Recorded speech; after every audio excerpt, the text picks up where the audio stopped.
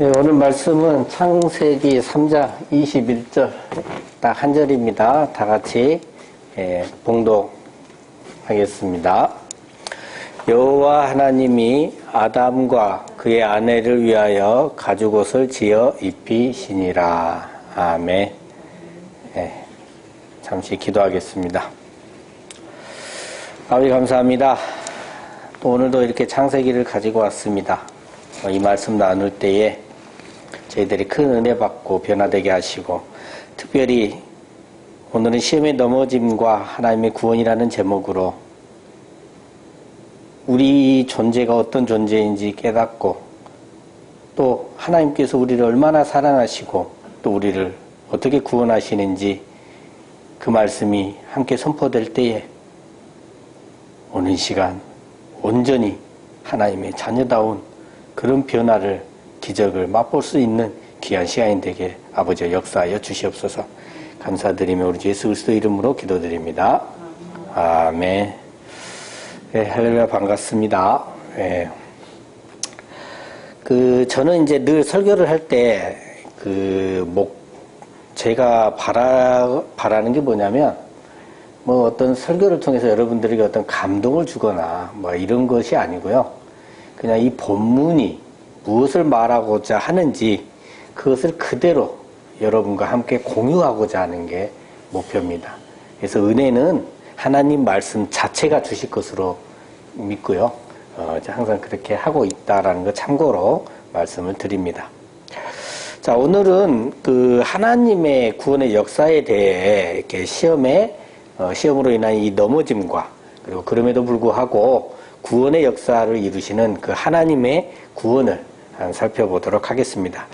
본문은 이제 우리가 이제 창세기 3장 21절 한 절을 읽었지만요, 3장 1절부터 8절까지 이렇게 살펴본 다음에 그것을 마지막 절인 21절하고 연결 지은 다음에 이제 나머지는 다음 주에 이렇게 한번 이어서 보도록 하겠습니다. 자, 먼저 그럼 창세기 3장 1절입니다. 다 같이 읽겠습니다. 시작. 그런데 뱀은 여호와 하나님이 지으신 들짐승 중에 가장 강교하니라. 뱀이 여자에게 물어 이르되 하나님이 참으로 너희에게 동산 모든 나무의 열매를 먹지 말라 하시더냐. 자, 뱀이 여자를 미혹합니다. 근데 이제 뱀이 뭐냐면 들짐승 중에 가장 강교하다고 합니다. 자, 뱀이 어디를 기어다니죠? 땅이죠. 그러니까 마음에 붙어 다닙니다. 그 말은 뭐라 했어요? 마음에 가장 흡족한 것을 잘 알고 그것으로 미혹하는 존재입니다. 가장 강교한 존재죠. 그 뱀은 성경에서 또 다르게 어떻게 불러요? 사탄, 마귀, 용, 이렇게 불려지죠. 그래서 이건 예전에 또 말씀드렸고요. 자, 그럼 뱀이 여자에게 접근해서 미혹을 합니다. 왜 아담이 아닌 여자를 미혹할까요? 창세기 2장 23절에서 아담이 그랬잖아요. 여자를 보고 뼈 중에 뼈요, 살 중에 살이라. 육신을 예표합니다. 그럼 반대로 남자는 이제 영을 예표하고 있다고 보시면 될 것 같고요. 그 다음에 이제 창세기 2장 16절로 17절을 보면, 이렇게 하나님께서 선악을 알게 하는 나무의 열매는 먹지 말라고 말씀을 하셨는데, 여자는요, 하나님께로부터 이 말씀을 직접적으로 듣지를 않았어요. 네, 이때는 여자가 지어지기 전입니다. 그래서 아담이 직접 들었어요. 그러니까 육신이 하나님의 말씀을 듣지 못합니다. 영이 듣습니다. 그럼 아무래도 뱀의 입장에서는 하나님의 말씀을 직접 듣지 않은 그 여자가 미혹하기가 쉽겠죠. 그래서 이제 사탄은 영보다 육신의 것을 공격을 합니다. 그래서 사탄은 육신의 성향, 육신의 정욕, 세상 것, 이런 것들을 이용해서 이제 미혹을 하는데, 그 미혹의 도구가 뭐냐? 미혹의 도구가 뭡니까? 하나님의 말씀이다, 이 말이에요. 자, 이제 뱀이 묻잖아요. 하나님이 참으로 너희에게 동산 모든 나무의 열매를 먹지 말라 하시더냐, 이렇게 돼요. 자, 여기서 주의할 게 있어요. 지금 여자에게 말하는데 뭐라고 합니까? 너희. 그러니까 뱀의 목표는 영과 육을 한꺼번에 노리는 거예요. 그리고 모든 나무의 열매를 먹지 말라더냐 그러는데, 우리가 알잖아요. 창세기 2장 16절 17절에서 하나님이 먹으라고 한 건 뭐예요? 각종 나무하고, 그 다음에 생명나무의 열매는 임의로 먹을 수 있도록 해줬어요. 먹지 말라는 건 뭐였습니까? 선악을 알게 하는 나무의 열매였단 말이죠. 그래서 마귀는, 그러니까 사탄은 하나님의 말씀과 비슷하면서 살짝 틀리게 비틀어서 아주 교묘하게 물어봐요. 근데 이 사탄, 마귀, 뱀, 이것들의 존재를 성경 곳곳에서 뭐라고 표현하냐면 거짓의 영이다 이렇게 밝혀주잖아요. 그러니까 원래부터 얘들은 무슨 말을 하는 존재들이다? 거짓말을 하는 존재들이다 하는 거예요. 자, 이제 뱀의 질문에 여자가 대답을 합니다. 창세기 3장 2절과 3절 한번 다 같이 읽겠습니다. 시작. 여자가 뱀에게 말하되 동산 나무의 열매를 우리가 먹을 수 있으나 동산 중앙에 있는 나무의 열매는 하나님의 말씀에 너희는 먹지도 말고 만지지도 말라 너희가 죽을까 하노라 하셨느니라. 그렇죠? 자, 동산 중앙에 있는 나무의 열매는, 자, 동산 중앙에 뭐 있었어요? 생명나무도 있었고 선악을 알게 하는 나무도 있었단 말이에요. 그죠? 자, 근데 너희는 뭐 하지 말라? 먹지도 말라. 자, 생명나무는 먹으라 했죠. 선악을 알게 하는 나무의 열매는 먹지 말라 했단 말이에요. 이 말 틀렸죠. 자, 그 다음에 만지지도 말라. 만지지도 말라고 한 건 언급도 한 적이 없어요. 이것도 틀렸네요. 자, 일단 너희가 뭐 할까 하노라? 죽을까 하노라. 뭐라 했어요? 먹는 날에는 반드시 죽으리라 그랬잖아요. 근데 죽을까 하노라. 이거 틀려요. 그러니까 여자는 또 우리 육신은 죽지 않을 수도 있다고 생각을 일단 하죠. 이렇듯이 육신의 것을 바라고 육신의 것을 소망하고 있는 우리는 하나님의 말씀을 온전히 받을 수가 없다라는 걸 보여줘요. 그러니까 육신의 것을 바라보고 있는 우리는 하나님의 말씀을 이해도 온전히 하지 못하고 또 그 변질시켜버리고 그 말씀 자체를 또 온전히 믿지도 못합니다. 그리고 이미 먹고 싶어하는 욕구가 더 앞서버려요. 그죠? 자, 이제 뱀이 이 육신의 욕망의 종집을 찍기 위해서 하나님의 말씀을 정면으로 반박하면서 인간의 교만을 부추깁니다. 그러니까 먹고 싶어하는 그 육신의 욕망에 딱 맞는 말을 해줘요. 알아챌 거 아닙니까? 아, 지금 먹고 싶어 한다. 그래서 먹어도 된다는 말을 기다려, 지금 여자는. 육신은 그래요. 그래서 그 말을 딱 해줍니다. 자, 창세기 3장 4절과 5절입니다. 다 같이 읽겠습니다. 시작. 뱀이 여자에게 이르되 너희가 결코 죽지 아니하리라. 너희가 그것을 먹는 날에는 너희 눈이 밝아져 하나님과 같이 되어 선악을 알 줄 하나님이 아심이라. 자, 뱀이 여자를 미혹하는데 아까 말했듯이 미혹의 대상을 여자로만 하진 않죠. 그래서 4절과 5절을 보면 계속 너희라고 묶어갑니다. 네가라고 안 해요. 너희라고 묶어가요. 그러니까 여자만 망치를 하는 게 아니라 남자도 망치를 한다. 그러니까 육신뿐 아니라 뭣도 영도 함께 망치를 하는 거죠. 또 5절에 보면은 그것을 뭐 하는 날, 먹는 날, 너희 눈이 밝아져 하나님같이 된다. 이걸 다른 말로 줄여서 말하면 이거는 먹음직, 보암직. 이거는 뭐예요? 교만하고 거만해서 하나님을 시험해 말하는 거예요. 죽지 않을 수도 있다. 하나님같이 된다. 뱀은 이 세 가지 육신적 욕망을 부추기죠. 그래서 여자도 바로 이 세 마음을 그대로 품어요. 그리고 선악을 알게 하는 나무를 이제 바라봅니다. 자, 본문 6절 다 같이 읽겠습니다. 시작. 여자가 그 나무를 보면서 먹음직도 하고 보암직도 하고 지혜롭게 할 만큼 탐스럽기도 한 나무인지라. 여자가 그 열매를 따먹고 자기와 함께 있는 남편에게도 주매 그도 먹은지라. 네. 여자가 나무를 보는데 먹음직하고 보암직도 하고 지혜롭게 할 만큼 하나님처럼 지혜롭게 하나님같이 될 만큼 탐스럽다. 이 말이에요. 자, 이 세 가지 육신의 욕구 중에서 치명적인 것이 뭐라겠어요? 하나님과 같이 되고자 하는 욕구, 높아지고자 하는 교만함과 거만함이 가장 큰 유혹이란 말이죠. 그래서 잠언 16장 18절에 뭐라 했냐? 교만은 패망의 선봉이요 거만한 마음은 넘어짐의 앞잡이니라 이렇게 얘기를 하는 겁니다. 자, 다시 본문 그 5절 하반부 보면요. 뱀이 한 말 중에 선악을 알 줄 하나님이 아심이니라 이렇게 있죠. 이 말은 맞아요. 이 말은 맞습니다. 그러니까 아담과 여자가 선악을 알게 하는 나무 열매를 먹으면 무엇을 안다고요? 선악을 안다. 자, 마가복음 10장 17절로 18절 여기 보면요. 한 사람이 예수께 물어요. 무엇을 하여야 영생을 얻으리까? 라고 물으면서 예수님을 뭐라고 표현합니까? 선한 선생님이여 이렇게 해요. 그러니까 예수님이 뭐라고 하냐면 왜 나를 선하다가 하느냐. 예? 하나님 한 분 외에는 선한 이가 없느니라 이럽니다. 오직 누구만 선하시다? 하나님만. 그건 뭐예요? 하나님의 뜻만이 선이에요. 그 외에는 뭐다? 악입니다. 그 말 또 무슨 말이냐? 하나님만이 선과 악을 구별하실 수 있다는 거예요.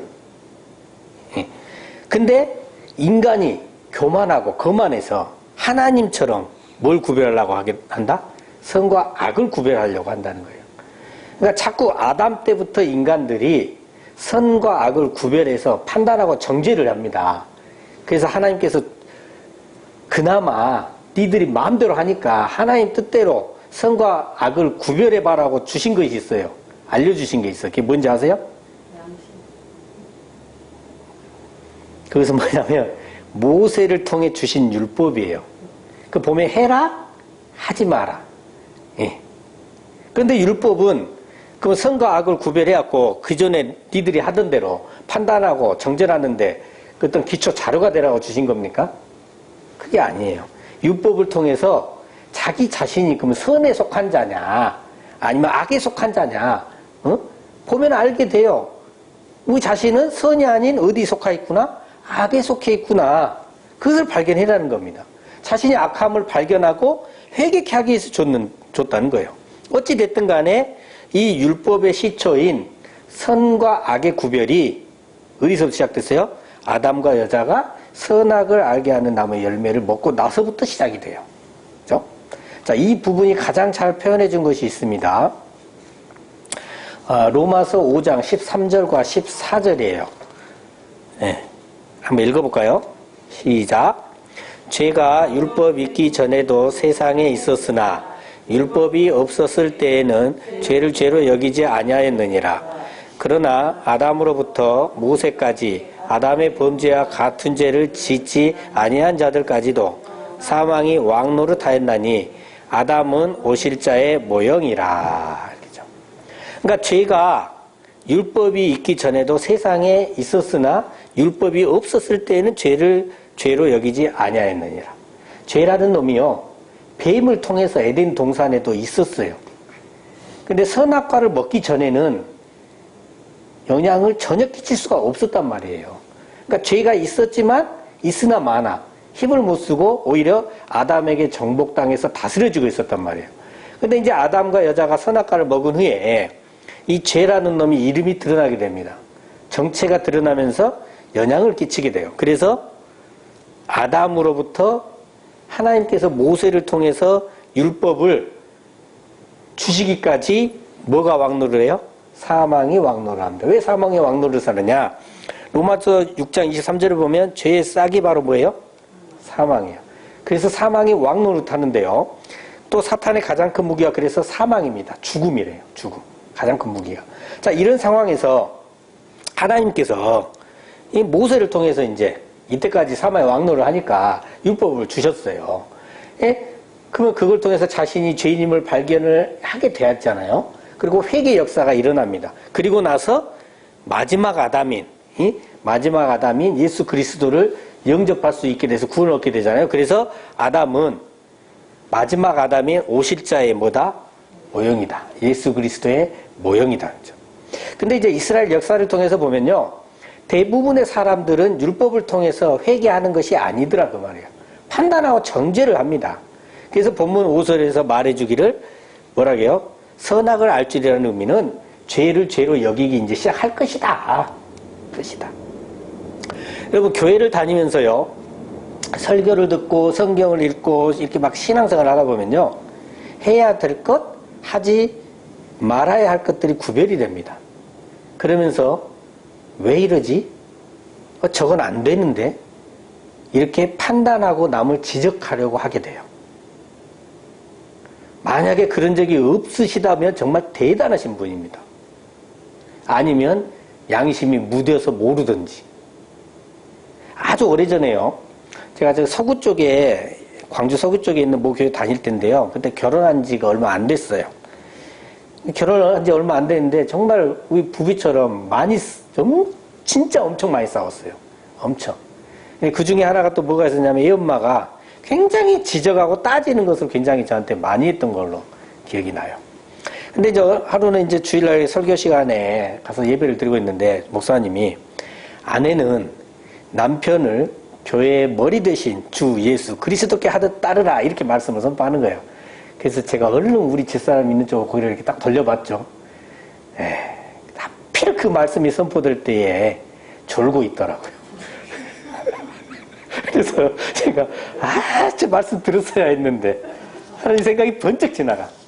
근데 사실 그 말씀 뒤에 또 뭐가 나왔냐면, 남편은 아내 사랑하기를 그리스도께서 자신을 내어주고 죽음으로 우리를 사랑하신 것 같이 사랑하라, 이 말씀을 했단 말이에요. 근데 그거는 별로 관심이 없어.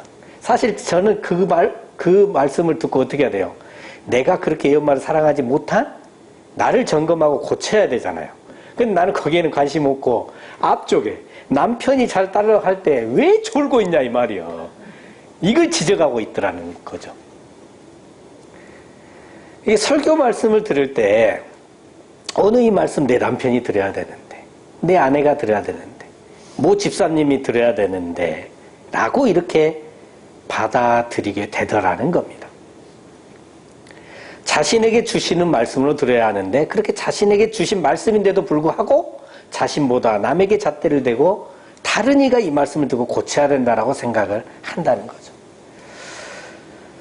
자, 본문 6절 하반부 보겠습니다. 보면요, 여자가 그 열매를 따먹고 자기와 함께 있는 남편에게도 주매 그도 먹은지라. 자, 남자가 여자 때문에 선악을 알게 하는 나무 열매를 먹게 된 걸로 보이시죠? 남자가 여자 때문에 선악을 알게 하는 나무 열매를 먹게 된 걸까요? 그렇게 얘기하면 남자분들은 웃어요. 여자분들은 표정이 굳어져가. 이제 누가 우스갯소리로 이런 말도 하대요. 제가 어렸을 때 들은 말인데, 여자는 선악과를 굉장히 맛있게 먹어서 목이 매끄럽고 튀어나온 게 없는데, 남자는 사랑하는 여자가 먹었잖아. 이제 큰일 났어. 근데 자기도 먹으라고 줘. 그러니까 어떻게 해요?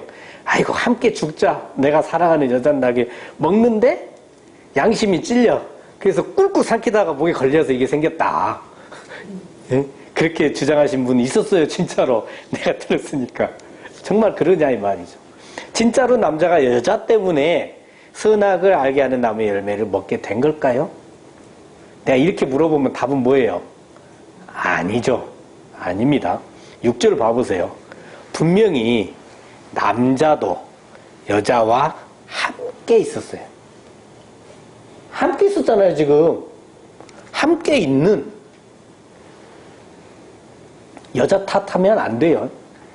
혹시나 또 문자 그대로 보더라도 탓하지만 안 돼요.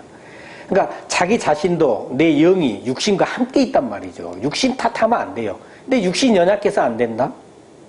창세기 2장 16절 17절에서 보면, 선악을 알게 하는 나무의 열매는 먹지 말라. 네가 먹으면 반드시 죽으리라고 여호와 하나님께서 아담한테 말씀할 때는 돕는 배필인 여자가 있었다 없었다?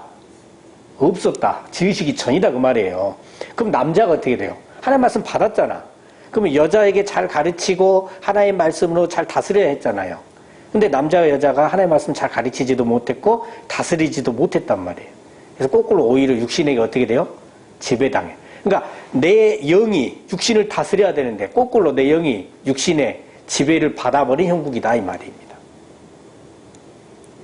자, 여기서 알 수 있는 거 뭐냐? 우리는 하나님께서 터치해 주시지 않으면 가장 강경한 뱀, 마귀, 사탄, 용을 이길 수 있다, 없다? 없다라는 거예요. 인정해야 됩니다. 우리가 이길 수 있는 거는 내게 능력 주시는 자 안에서 이길 수 있는 거예요. 자, 하나님께서는 그럼 이런 사실 잘 알고 계시잖아요. 그죠? 근데 왜 간섭을 하지 않으셨을까요? 창세기 2장 24절에 보면요. 한번 읽어볼까요? 시작. 이러므로 남자가 부모를 떠나 그의 아내와 합하여 둘이 한 몸을 이룰지로다. 그 아담이 그의 아내와 합하여 한 몸이 되는데 전제 조건이 뭐예요? 부모를 떠나야 돼. 안 떠나면 안 돼. 부모를 떠나야 됩니다. 다 큰 자식이 돈이든 가정이든 독립을 못하고 나이 많은 부모 밑에서 으탈게 해서 살아간다고 한번 생각해 보세요. 문제 있는 겁니까? 없는 겁니까? 문제 있는 거예요. 홀로서기 해야 됩니다. 언제까지 부모 그늘에 있어서는 안 되는 거예요. 찬미가 이제 우리 첫째 애인데요. 수도권에 있는 대학에 입학을 했을 때 제가 이제 같이 서울에 한번 올라갔어요. 뭐하러 올라갔냐? KTX 타는 법 알려주고 내렸을 때 지하철 타는 법 알려줬어요. 예. 또 어떻게 앱을 깔아서 앱을 어떻게 보고 어디서 내려서 어떻게 따라서 연결 타서 또 이렇게 자꾸 이렇게 3호선에서 2호선으로 갈아타고 막 이걸 해야 되잖아요. 이게 하는 법을 계속 가르쳐줬어요. 지하철만 주구장창 탔습니다. 목적지도 대충 막 정해놓지도 않고 하고 그래서 합작 했어. 그래서 아무것도 몰랐던 그런 애였는데 아무튼 그렇고 이제 또 입학할 때 그 조건이 뭐였냐면 그 학교가 회사를 취직과 동시에 입학을 해요. 그래서 1학년 때는 학교만 다니고 2학년부터는 이제 직장을 다니면서 주말에 강의와 온라인 강의로 이렇게 겸하는 이런 커리큘럼이었는데 이제 1학년 때는 이제 기숙사에서 생활을 하고요. 2학년 때는 직장 가까운 데에서 이제 거처를 두고 생활을 해야 됩니다. 서울 강남 쪽에서. 예, 집세가 세죠. 걱정이 많습니다. 그런데 현재 이제 1학년이기 때문에 이제 기숙사 생활을 해요. 근데 이제 코로나19로 인해서 온라인 강의가 많으니까 중간에 한 3, 4개월 만에 한 번씩 내려와서 집에 내려왔다가 한 1, 2주 있다가 또 다시 올라가곤 해요. 근데요, 내려올 때마다 보면 제가 깜짝깜짝 놀래요. 그때마다 진짜 이 놀랄 정도로 컸어요. 애가 커요. 어린이 돼가고 있는 거예요. 부모 품을 벗어나서 뭐든지 위해서 혼자 해야 되잖아요. 그러니까 얘가 한 달이 다르게 어른이 돼가더라고. 올라가기 전에 부모 품에 있을 때는 막내 동생하고 꼭 죽일 것 같이 싸우기도 하더만 안 싸워. 이해를 또 다 해.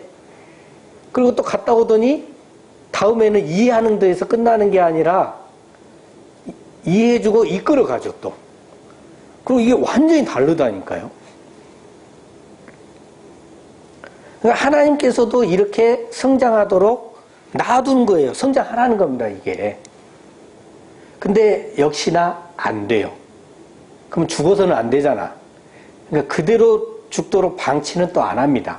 다시 어떻게 돼요? 예수 그리스도를 통해서 한 영, 한 몸, 한 떡을 이루시는 거예요. 이게 그 말입니다, 이게. 그럼 어떻게 해요? 어떻게 한 영, 한 몸, 한 떡입니까? 태초에 계신 예수님께서 말씀으로 들어오시죠. 성령께서 내주하심으로 그렇게 한 영, 한 몸, 한 떡을 이루시는 겁니다. 그래서 요한일서 4장 13절에 보면 이렇게 돼요. 그의 성령을 우리에게 주심으로 우리가 그 안에 거하고 그가 우리 안에 거하시는 줄을 아느니라 이렇게 합니다. 그러니까 성령께서 내주하심으로 예수님께서 우리 안에 계심을, 예수님께서 말씀으로 우리 안에 계심을 알게 하시고 그 성령께서 우리와 함께 기도하십니다. 간구하심으로 말씀을 따라 살 수 있도록 인도해 주시는 거예요. 아무튼 선악을 알게 된 이후에 나타난 첫 번째 현상이 7절에 나옵니다. 다 같이 읽겠습니다. 시작. 이에 그들의 눈이 밝아져 자기들이 벗은 줄을 알고 무화과 나뭇잎을 엮어 치마로 삼았더라. 자, 무엇을 알아요? 자기들이 벗은 줄을 알아요. 벗었으니까 자신들의 치부가 보일 거 아닙니까? 잘못한 게 보입니다. 그래서 어떻게 판단합니까? 벗어서는 안 된다고 판단을 하고, 그러면서 또 하나님을 두려워하게 됩니다. 원래는 여기서 알았으면 이제 뭘 해야 돼요? 회개를 해야 돼요. 하나님께 의지를 해야 돼요. 근데 이들은 회개하지 않습니다. 무화과 나뭇잎을 엮어서 치마로 삼아서 입어요. 부끄러움을 자신이 스스로 해결하려고 하는 거예요. 그리고 오히려 본문 8장 같이 어떻게 돼요? 하나님을 피합니다. 본문 8절 한번 다 같이 읽겠습니다. 시작. 그들이 그날 바람이 불 때 동산에 전시는 여호와 하나님의 소리를 듣고 아담과 그의 아내가 여호와 하나님의 낯을 피하여 동산 나무 사이에 숨으니라. 자, 이렇게 하나님의 낯을 피하면서 자신이 이렇게 해결해 보려고 하는 거예요. 근데 해결이 안 되죠. 그래서 이제 하나님께 해결해 주십니다. 9절부터 20절까지 다음 주로 넘기고 건너뛰고 21절 보면 여호와 하나님이 아담과 그의 아내를 위하여 가죽옷을 지어 입히십니다. 가죽옷은 뭐예요? 가죽옷을 입히려면 어떤 가죽인지 모르겠지만 동물을 죽여서 피를 흘려서 그 가죽으로 옷을 지어야 입을 수 있잖아요. 이게 뭘 나타냅니까? 하나님께서 예수 그리스도를 십자가에 죽게 하심으로 피 흘리시고 그 예수 그리스도로 옷 입혀서 구원하시는 거죠. 자, 근데 이 가죽옷을 우리가 입습니까? 우리가 입어요? 스스로 입냐고? 입히시잖아요. 그러니까 가죽옷 지워지고 우리고 입으라는 게 아니에요. 하나님께서 예수 그리스도의 옷 그냥 입혀 주시기까지 하신다는 거죠. 자, 시작은요, 첫 번째 아담이 어떻게 시작했어요? 벌거벗었으나 부끄러워하지 아니했어요. 수치를 당하지 않았단 말이죠. 근데 이제 선악과 사건 이후에 수치스럽게 여기고, 그러니까 수치를 당합니다. 그래서 그 결과 어떻게 돼요? 하나님을 피해서 숨고 또 스스로 해결하려고 무화과 나뭇잎 치마를 만들어서 입습니다. 근데 해결이 안 되죠. 그래서 하나님께서 직접 예수 그리스도라는 가죽옷을 지어 입혀 주심으로 완성이 되죠. 그래서 마태복음 22장을 보면요, 임금이 사람들을 혼인잔치에 초대해서 많은 사람들로 가득하게 됐는데 예복을 입지 않고 들어온 사람이 있어요. 그래서 그들을 손발을 묶어서 바깥 어두운 데로 내던져서 거기서 슬피 울며 이를 갈게 되는 그 내용이 나오잖아요. 여기서 이 예복이 바로 가죽옷입니다. 예수 그리스도의 옷 입고 이것을 말해요. 여러분, 우리는 선악을 알게 하는 나무의 열매를 먹은 것으로 인해서요, 자기 자신을 한번 잘 되돌아보세요. 늘 판단하고 정죄하면서요, 자신 눈 속에 있는 들보는 관심도 없고 남의 눈에 있는 티끌을 정죄하면서 살아가고 있단 말이에요. 그러면서 인간의 능력이요, 대단한 걸로 착각을 합니다. 자신이 스스로 구원하려고 하는 우를 보매요. 여러분, 스스로 구원하려고 한 적이 없다라고 얘기하실 분도 있으신데요, 잘 생각해 보세요. 자기 자신을 스스로 하나님의 명령을 지키면서 스스로 뭔가를 해냄으로써 구원받으려고 합니다. 제일 싫어하는 말이 뭔지 아세요? 대부분의 기독교인들이 태초에 구원이 정해졌다. 엄청 싫어해요, 생각보다. 그러면 내가 지금 전도하는 건 뭐고, 내가 교회 와서 예배 드리는 건 뭐고, 내가 기도하는 거는 뭐고, 이걸 왜 하는 거고, 당연한 걸 하고 있으면서 그 대가로 구원을 받으려고 하는 가장 멍청한 짓을 한다니까요. 나는 내 대가로 구원을 받으러 가면요, 저 구원 못 받아요. 왜냐? 칭찬받을 것보다 야단 맞을 게 더 많거든. 1대 10으로 까줘도 안 돼요. 잘한 거 하나 10개 잘못한 거 하고 쌤쌤이 쳐주겠다 해도 안 된다니까. 근데 기도하고 전도하고 성경 읽기 남보다 좀 더 많이 했다. 그 좀 더 거룩해짐으로 구원을 얻으려고 하는 게 너무나 많다 이거예요. 왜 그럴까요? 이 습성을 갖고 있어요. 늘 무화과 나뭇잎으로 치마를 만들어서 입으려 하며 살아가고 있단 말이에요. 그것이 첫째 아담으로부터 내려오는 죄의 습성 때문에 일어나는 현상입니다. 여러분들 살면서요, 순간순간 남보다 내가 더 우월하다, 낫다라고 생각하려고 하는 마음이 올라오는 게 느껴지실 거예요. 양심이 살아있으면. 그럼 그것은 저 때부터 내려오는 죄의 습성이라고 생각하시면 돼요. 자기 자신이 아니라고 생각하세요. 왜요? 여러분은 저 때의 아담이 아니라 하나님의 자녀잖아요. 그래서 하나님께서 강권적으로 입혀주시는 그 예수 그리스도로 옷 입고 오직 예수 그리스도께만 의지하며 살아가시는 하나님의 자녀가 되시기를, 그러한 저 여러분 되시기에 예수 그리스도 이름으로 축원합니다. 예, 기도하겠습니다. 사랑의 아버지 하나님, 우리는 아무리 노력해도 육신에 거하고 있는 죄라는 놈 때문에 자꾸 우리의 신앙 행위로 인해 인정받으려 하고 남보다 자신이 우월함을 내비치려고 합니다. 나의 잘못에 대해서는 한없이 관대하고 남의 잘못은 지적하기 바쁩니다. 주여 불쌍히 긍휼히 여겨주셔서 오직 예수 그리스도의 은혜로만 살게 하여 주시옵소서. 늘 감사드리며 우리 주 예수 그리스도 이름으로 기도드립니다. 아멘.